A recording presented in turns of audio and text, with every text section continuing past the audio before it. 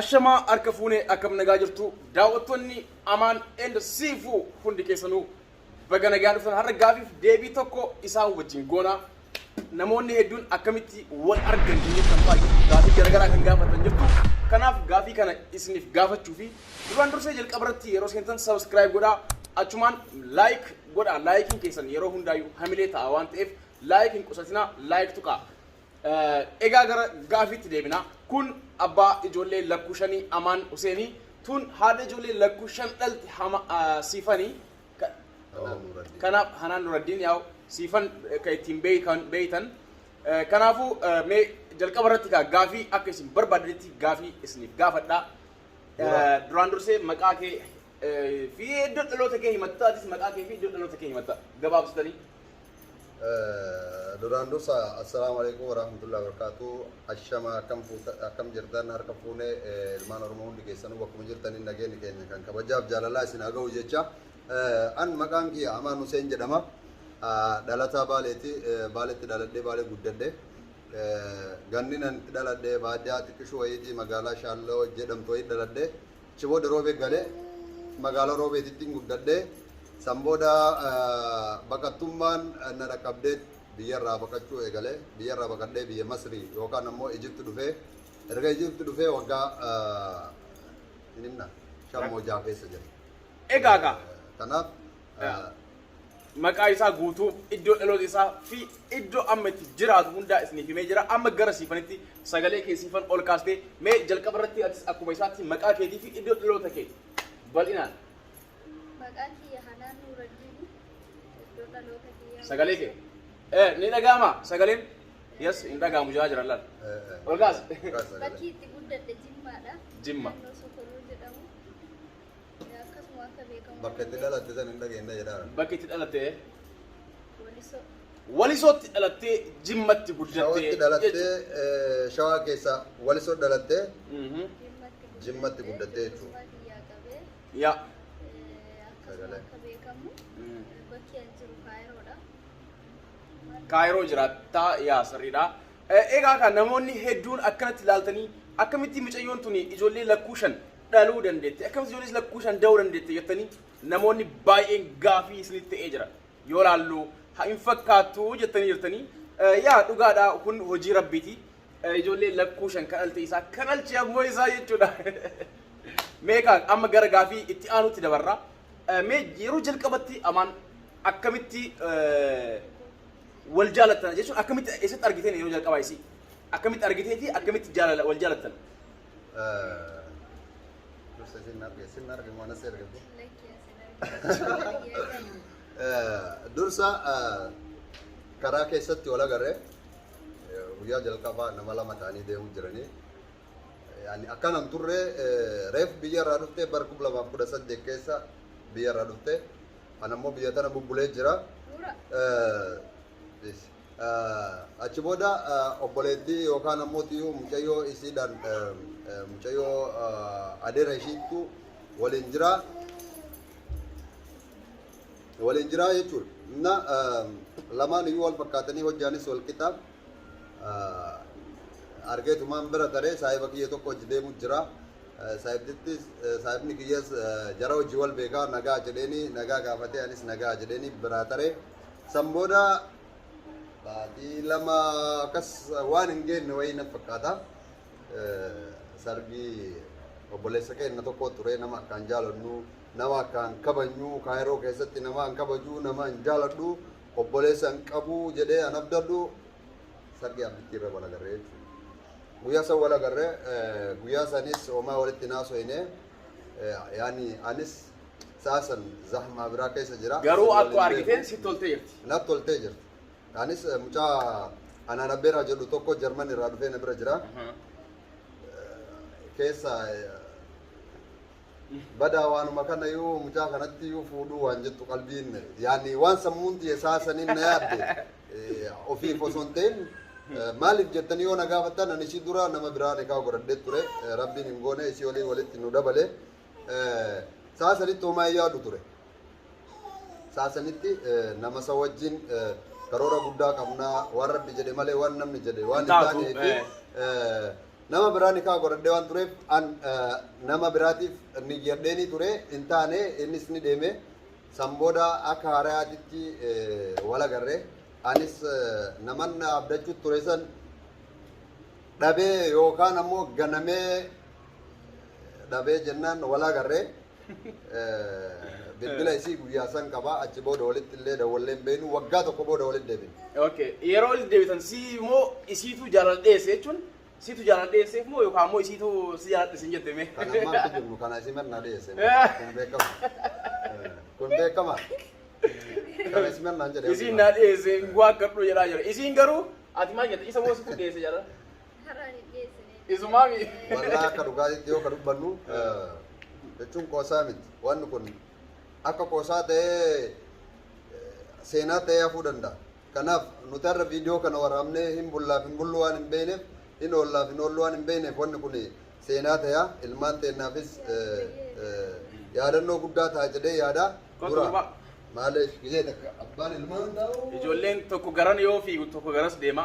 Amma daaddee jalqabanii jiran daa'imuu jalqabanii kun garas kun garas kun garas. Kanaaf dursa saasanitti namattu miilli cabee mana kee ciisu jira yoo yaadatte nama san yoo inni geessee achitti si wajjin haasa'u ture yeroo achi galle wal agarree walii haasa'inee waan fedhu kallattii itti si wajjin tarkaanfachuu fedhu itti himee yaani isiinis jaalala naaf ibsitee anis jaalala ibseefi.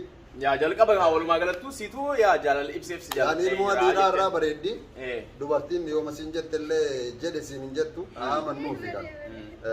Kan garuu ammoo isi man nagaafate akka dhugaatitti. Akka dhugaatti isin nagaafate.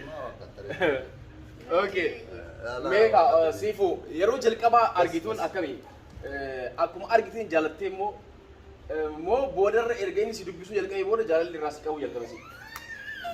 Akkasuma akka inni si hime sani karaa irratti nu arganii isaan nama lama mucaa isaa waliin jiru sanuma dura beeknaa ani obboleettiin tiyya mucattii abbeeraa tiyya. Isa ammootu gaafas anu garuu hubadheetiin hin argine sargii akkuma inni jedha sargii keessatti wal argine bilbila kiyya na gaafate hin kenneefi an garuu bilbila kiyya dhugaa rabbii sitti himuuf yoo ta'e ilma dhiiraatiif yoo inni na gaafate hin kennu of akkaabbaduu hin taane. Ana garuu naa kennite. Garuu isaaf bilbila isaa kennee gaafasuma galgala naa bilbilee. Shabaaba ture akkanaan turre gaafas. Naanaasa'ee ture yoo inni naanaasa'ullee anillee malsiin deebiseefi. Hin beeku nama biyya kana keessaa namni an kabaju ija kiyya ol ilaaleetu isa laaluu hedduu saalfadha. Yoo karaa irratti argullee hin kabajaanii kabajaadhaan dubbisaanii. Walumaa galatti yoo ilma wal quunnamna karaa irratti. Saniifuu daftee bilbila kee kan deemu jechuudha. Yoo waliin bilbileellee kabajaadhumaan waliin haasofna. Yoo inni itti ol argine akkuma inni jedhe kaa'uma haasofne. Yoo inni itti illee ol argine. Kazaa booda boodarra Egaa haala kanaa wal arganii bas haalli namni akka tasaa wal argaa isaanis akka tasaa wal arganii achumaan wal jaalatan jechuudha. Inni bilbila fudhatee galee itti dhaabe jana jana halkanii guyyaa jana jana jalqabee beeksisaa. Haasawuma. Anillee akkasiin na beeytan jinjanaan beeku yaani jinjanaan beeku akka dhugaatti as biratti waa wayii yaadadde yeroo jalqabaa san hin gaafadhatu akka isiin amma isinitti sobdu kana osoo hin ta'in kaanatti himtu bas dhiisiin akkasuma taata'a. Ka isiniin jettu kana osoo hin ta'in isa dhugaa tokko isinitti himu yeroo jalqaba na dhuftu san hambaayee durreetu. Yani abdiin illee na beekaa abdii namoonni nu beektan anaaf abdiin yeroo dheeraadhaaf mana takka keessa waliin turre yani jireenya keenyatti gargar hin baanu turre haalli jireenyaa dhufee marayyuu facaasee hunda keenyaa facaasee jechuudha. Kanaaf hin gaafadhaanii maal narraa jaalattee yani durriyyeedha. Waan baay'ee naan jedhama ture wantoota naan jedhamu san gaafachaa ni ture. Namoonni hedduun jechoota jedhame kanaa fi ka jedhus ni jira namoonni na dhiyaatan hedduun kana gorsanis ni jira namni tokko wayita fuudhuuf deemu mariidhaa ardaan mari'ataa gosaan mari'ataa abbaan mari'ataa haadhaan mari'ataa intallis akkasuma wayita heerumtu gosaa fi ardaa balbalti isii beekuu qabdi jechuun biyyi guutuun beekuu fi qaba. Kanaaf nutis akkasuma turre yaani hiriyoottanii fi namoonni na jaalatan namoonni qaama kiyya nama kiyya naan jedhan hundi isaayyuu sa'a sanitti wantoonni isaan naan hin jedhin hin jiru. Anaafi sunis kan itti fakkaatee lakki abboo fuute amma sa'aatii kanatti akkasii miti akkanallee naan jedhes ni jira. Ka fuudhi naan jedhes ni jira, kan fuudhin naan jedhes ni jira. Kanaafuu hundi isaaniiyyuu sa'a sanitti anumaaf yaadanii jechuudha. Maaliifi namni tokko waan hin beekne anamma maalummaan bultiidhaa yookaan ammootu haalli jireenya faamilii waliin jiraatanii akkamitti akka jiraatan jiraadhee waan argeef jiraadhu siin jechuu danda'a jiraatiin itti seenis siin jechuu danda'a. Kanaan wal qabatee sa'a sanitti yeroo baay'ee waan kana haasa'u yaada qaba ture. Alhamdulillah ni goone jechuudha. Nuti waliin dhufnee yookaan wal beeyna malee wal janaajjannee waliin turreetii miti. Baatii takka wajjin turre haala yookaan ammootu wanta jaalalaa waliin kaasnee waggaa tokkoof garuu karaa keessatti isinis anis yoo waliin dhufnu ni rifannaa ni rifattii anis ni rifadhaa. Gaafa isii arge biraa deemna godhu isinis na biraa deemuun feetu anis biraa deemuun fedhu ammootiyyuu gadaabii qabna jechuudha. Walitti bilbiluu hin dandeenyu walii barreessu. Saniif isinis gizee takka dho'istee manaat barreessitee anis hin barreessaa fi garuu wanti biraa wanti nu walii haasuu hin jiru sa'a sanitti nageenya rabbii fi waan anirra jiru jechuun laayifii an keessa jiru sa'a sanittis ni beektii akka nama biraa wajjin hariiroo biraa qabus ni beektii homaan dho'isuun ture innaa wantootuma saniin na gaggaafatti ni himaa fi waanuma jiru waan achi booda maal na jaalattaa minaan jedhaanii waan isin na jaalatte isinirraa dhageettanii sanna osoo kijibin osoo irraan sharafin haa dubbattu qaba. Egaa akkuma inni jedhe qaamee maaliin jechuun waan isarraa jaalatte maal irraa jaalatte yeroo jalqabaa argite booda immoo waan tokko namni kijibaas ka'anis bar namni lamaa walitti dhiyaachuuf deemu kijibaan jidduu seenee isiin akkanaa inni akkanaa minaamin jedhaa bar oma argaa isaa namni beektaami mee ati yoo isarraa maal jaalatte yeroo sanitti? Anallee waa baay'ee naanaasaa turani. Sagalee kee. Mucaan duuriyyeedha simbushuu torban tokkollee waliin hin jiraattu maaliif gizee kee balleessita itti heerumtee naan jechaa turani. Garuu jechoonni namni naan jedhu sun hedduu natti tola. Maaliif namni maqaan badu akka nama gaarii ta'u nan beeka. San badaa miti waan biraallee naan jedhanii jiran jechuun ani garuu haasaa namaallee hin amanne ta'ii ta'u waan hin ta'e isaa waliin hin ta'a jedhee ganan jaalladhee fikira shannaasin hoo jedheetiin ani walumaa galatti amala isaan jaalladhe. Nama gaariidha. Lasaw hazaanyi no. Waasaw. Kana nuti ragaa baanaaf kana. Nama gaariidha nama namaafis yaaduudha waan hundaanuu kun waan jiru. Wanta nan godhe jedhe tokko of duuba hin deebi'u haasaa namaallee dhaga'u sammuudhuma isaatiin deemu. Akkuma amma isin jette jechuun namoonni jireenya keessan keessatti jechuudha inni nama akkanaatii guyyama tokkoyyuu wajjin hin bultu maal isin jiran ati jechuudha intalli dubraatun ati nama nagaa ati fayyaaletti ati nama jaarsa kee kabaju nama mana kee kabaju nama bultii kee kabaju taanaan abadan dhiirri tokko jaarsa kee ta'ee yoomuu adda bahuu hin dandeettu yoomuu sin dhiisu ati garuu fattaala taanaan nama jaarsa kee hin kabajne taanaan nama bultii kee hin kabajne taanaan dhiirri kamuu si wajjin hin jiraatu dhiiruma lakkaayaatiin deemtu oolta jechuudha ati guyyaan guyyatti jaarsuma jijjiraati ooltaa jechuudha kanaaf ati nama nagayaa taanaan akkuma siifan kunoo akkana jedhanii naan jedhanii maama jette amalli isaa akkana naan jedhan jette garuu bultii keessa seenanii isiin nama mana ofii kabaju nama jaarsa ofii kabaju ta'uu isii waan arganiif bultii isii irra turte jechuudha namnis kan dubbates qaanfatee duubatti hafaa jechuudha yeroo kanatti kanaaf ka ati hoo waa'ee isii namnis akkasuma siin jedhami atis hin fuudhini isiin akkana kun hin dhabamu gara hundattuu namni garana haasaya oduun hin dhabamu. Sirriidha. Sa'a sanitti namni gaariis dubbates jira badaas dubbates ni jira. Dhiifama garuu namoota dirra kiyyaan jiran namoota akkanaa kan rifeensa gurraacha qaban hunda isaayyuu galata galchuufii barbaadu. Hunda isaanii hiriyoottan kiyya hunda isaa ijoollee biyyaas haa ta'u kaasitti walla barannes haa ta'u ka dhiiraa ka dhalaa hunda keessaniyyuu galata guddaa biraa qabdan isiniin jechuu barbaada. Achirraa kaafe ammootu namoota mataa arriidhaa yookaan ammootu nama guddaa abbaa keenya hiriyyaa abbaa keenyaa taatan namoota baay'ee ka waan nun jedhantu jira. Sa'a sanitti waan kana waan inni nun jedheef deebisuu hin barbaannu. Ammootiyyuu waan guddaa waan naan jedheef waan kana jedhe malee jechuullee hin barbaadu ture. hundaafiyyuu maqaa isaallee kaasuu hin barbaadu an hedduu jaaladhee itti dabalame dursas namni waa'ee fuudhaa yookaan ammoo jiruu halaal isii waliin jiraachuu fedhu ana ture isiinis jiruma halaaliin walitti dhufna waliin jenne haasofni kee jalqabas sanuma bultitti seennaan san booda waa dila takkaan dhufe wanti dilti dhufte sun akkaan isii yookaan ammoo tuyyuu bultitti jabeeffadhee qabadhu na godhe eega walitti dabalamnes bultiin ni mokkoramte bultii halaalaa jechuun hedduu mi'ooyi wallahi an dhugaa rabbii yoo ka isinitti mutaate durriyees ture yaani rabbiin alhamdulillah harda abbaa ilmaanis na godhe abbaa maatis na godhe jireenya gaarii jiraachuu jira garuu akkanan turre yaani shabaabummaa sa'aatii shabaabummaa namuu shabaabummaan itti taphatti ture kanaaf bakka hedduu qabaaf haadha mana xiyyaati wanti ana asirraa jaaladhee isii fuudhe yoo jiraate tokkoffaa amantii isii amanuu irraa isii fuudhuu danda'e maal amantaa yookaan ammootu maaltu akka isii amanu si godhe namoonni naan jettanis jiraachuu dandeettanii namoonni gaaffii akkasii na gaafataniif an tokkoffaa wanti isii amanuu ni danda'een isiin namuu laayifii mataa ofii qabaa kana san waliin jechuun hin barbaachisu laayifii keessa turte anis laayifii mataa kiyyaa keessa ture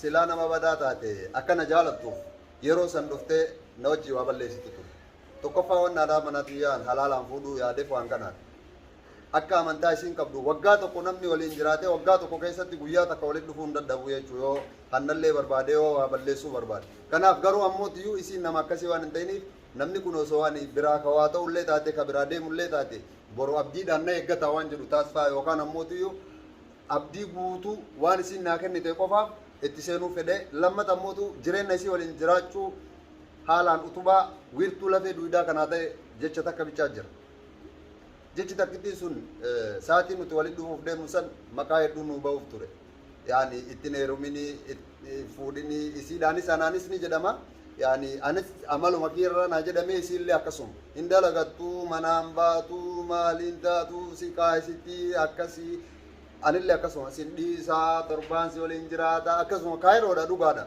sinii galee garuu ammootu akkasii miti rabbiin nama waliif fedhe malee walitti hin fidu jalqabumayyuu an namni biyya biraati nikaa godhadhe nama biyya biraat ture namni sun ammootu walin arganne silaa rabbi jedhe namuma sadii wal argine akka silaa bultii jaarachuu fedhuuf gaafas isii waliin ture san booda garuu rabbiin hin taane haalaan akka isii qabachuu danda'u hin laale hiriyootan kiyya teessanii na gaafatan saasanii na gaafatanii jennaan xiqqishu nama kaayiroo keessa jiru keessa isiidhaaf onneen tiyye xiqqishu waa wayii keessatti arguu jira wannan jedheen saasanitti waan akkasii yeroo baay'ee onnee tenne yookaan ammoo qalbii tenne yoo dhageeffanne wixxeetaammaa yookaan ammoo maal jedhama deebii argachuu dandeettan isinii galee sababaa sanii bultii tiyye qabachuu danda'e innaa amaan dhibee qabaa yookaan HIV qabaa jedhamee jira innaa HIV qaba yeroo jedhamu an HIV aniyyuu ofirratti maraammaree ofin agarree akkami beekan isaan jette isaan akkami beekan ka jedhu yookaan ammoo namoonni sun namoota narraa fagoo waan hin ta'iniif hedduu na dhagahame yeroodhaaf yaani akka bultii tiyya qabadhu na godhe malee akka bultii tiyya diigu nan godhe wanti sun ana na fayyadee jira nama biraa fayyaduu dhabuu danda'a ana na fayyadee jira akkaataan inni itti na fayyade gaafa waan sannaan jedhamu akkamitti waan kana maqaa kana of qulqulleessuu qaba maqaa badaa naan jedhame kana ka jedhurraa tukratii godhuu eegalee jechuu kanaaf isinis waan kana ni beekti isiidhaan jedhamee isiirraa dhaga'ee afaan isiirraa dhaga'ee dhibee qabdaa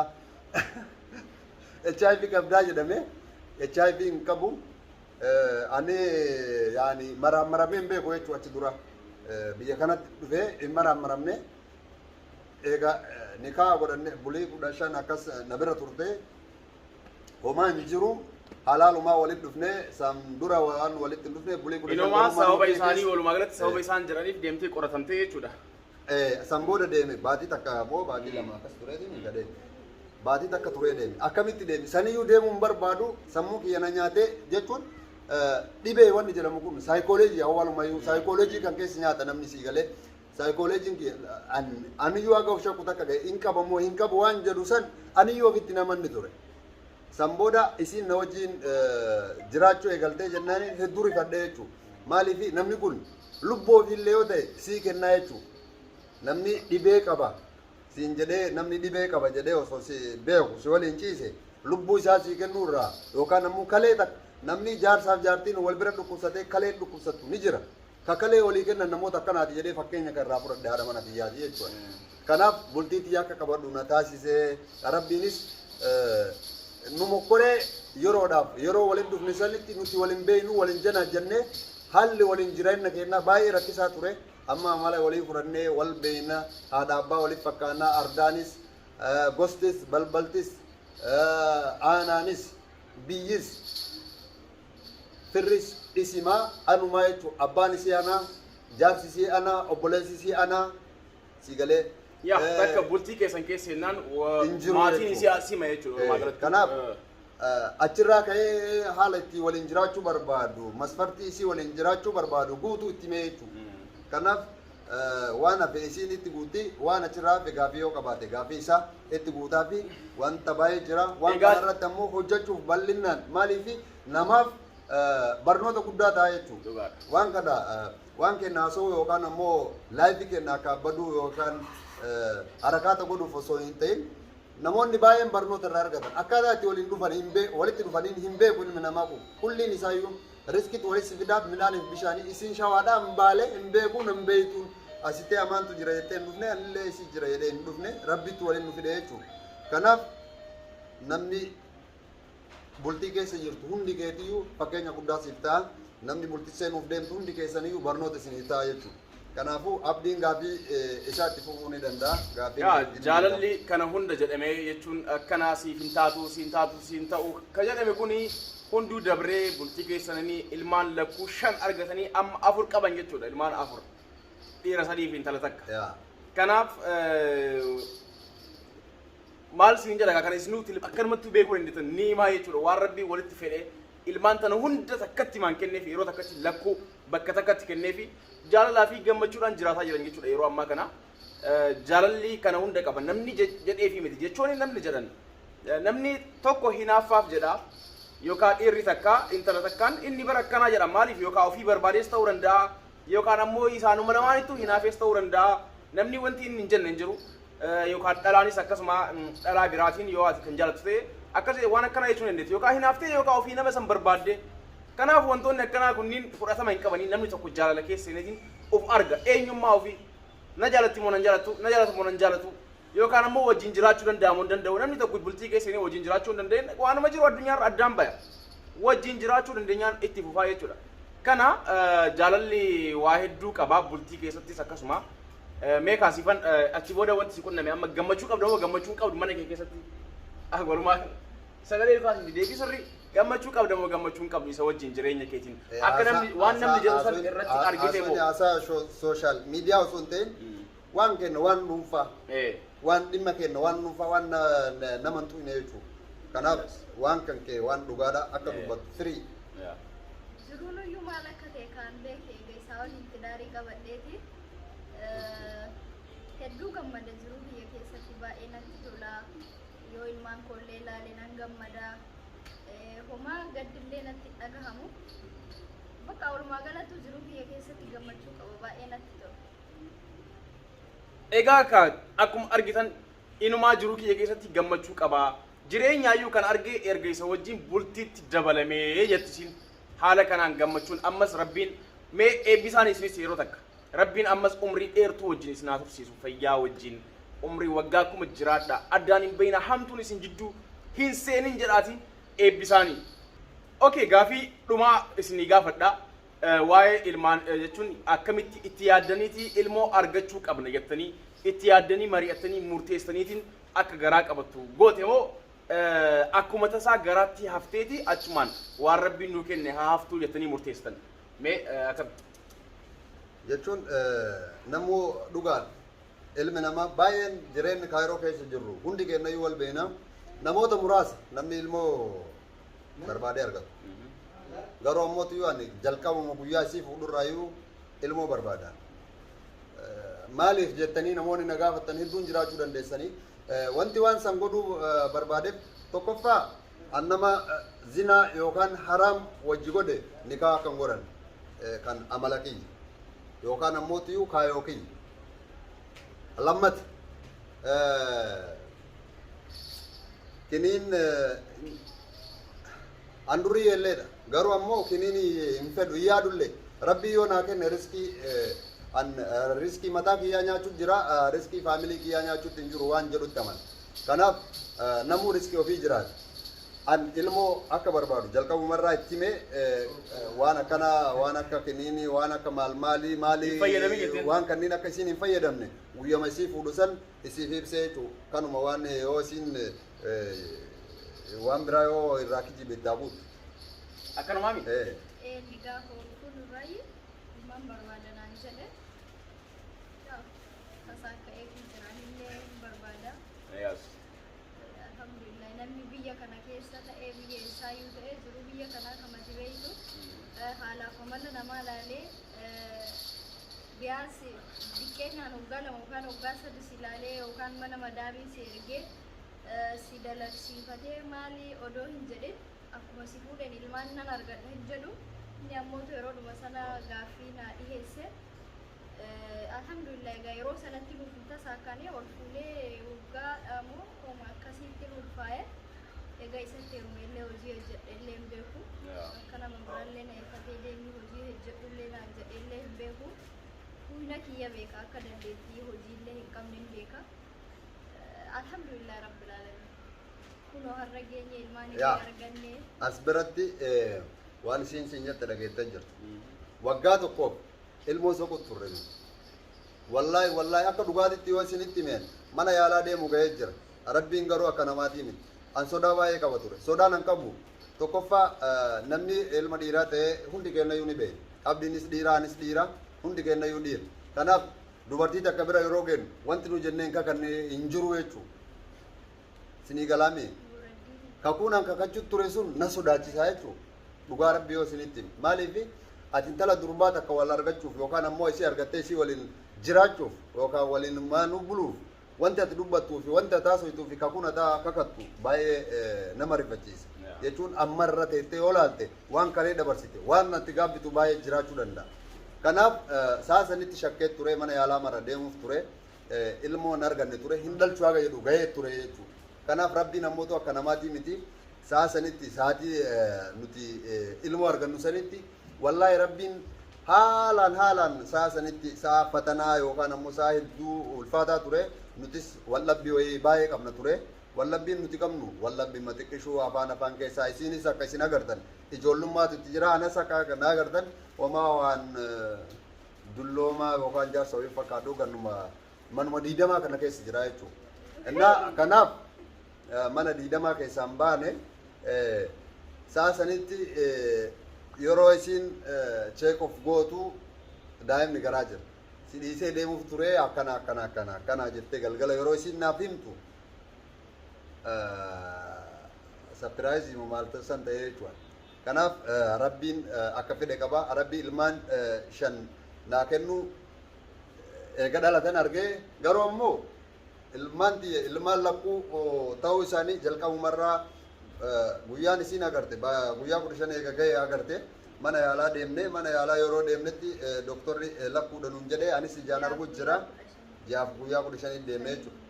Sadii nuun jedhanii haadha tiyyatti mee laman kijibnu irra deebinee cheeggoonuu qabna jedhee kijibnee garii saalfannu ka jedhu mana yaalaa deemne sunis afur shan waan dhaabbata wayii nutti himnee nu rifachiisee bakka sanumatti amannee faamiliitti himnee jechuudha.